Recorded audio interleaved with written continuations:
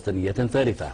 وقد لقيت صفحة الدعاية للمقاطعة لقيت تجاوبا من أكثر من 250,000 من مستخدمي الموقع.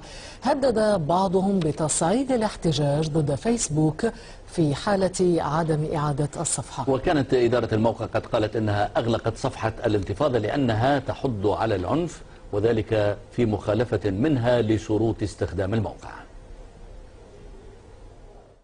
يوم لمقاطعة فيسبوك أعلنه ناشطون على موقع التواصل الاجتماعي هذا.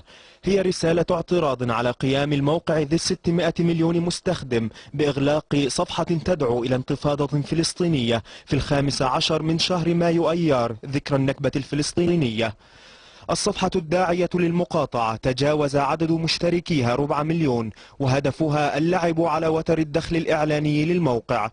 مؤيدو الخطوة يقولون إنه إنذار أول لحث الموقع على إعادة صفحة الانتفاضة، وفي حالة عدم الاستجابة فإنهم سيلجؤون إلى استخدام حاجب إعلانات خلال تصفح الموقع.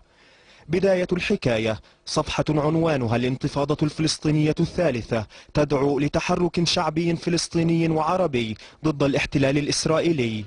أسلوب استلهم من تجربة الثورات العربية التي لعبت الشبكات الاجتماعية ولا سيما فيسبوك دورا مهما في الحشد لها. تمكنت صفحة الانتفاضة من جذب 350,000 مشترك خلال شهر واحد، شعبية لفتت انتباه كثيرين إلى حد دعا وزير المعلومات الإسرائيلي إلى مراسلة فيسبوك طالبا منه إغلاق الصفحة فورا بدعوى قيامها بعمل تحريضي. ومع تصاعد الضغوط الإسرائيلية رضخ الموقع وحذف الصفحة. الحذف لم يمنع رفع قضية تعويض بمليار دولار على فيسبوك من جانب رئيس مؤسسة يهودية أمريكية بدعوى أن الموقع تأخر في إغلاق الصفحة. فيسبوك قال إنه سمح ببقاء الصفحة لأنها كانت تدعو لمظاهرات سلمية، لكنه اضطر لحذفها بعدما اتجهت النقاشات فيها إلى الدعوة بشكل مباشر للعنف، وهو ما يخالف شروط استخدام الموقع. بعد ساعات من إغلاق صفحة الانتفاضة ظهرت صفحة مماثلة اجتذبت آلافا في وقت قليل، فكان مصيرها مثل سابقتها.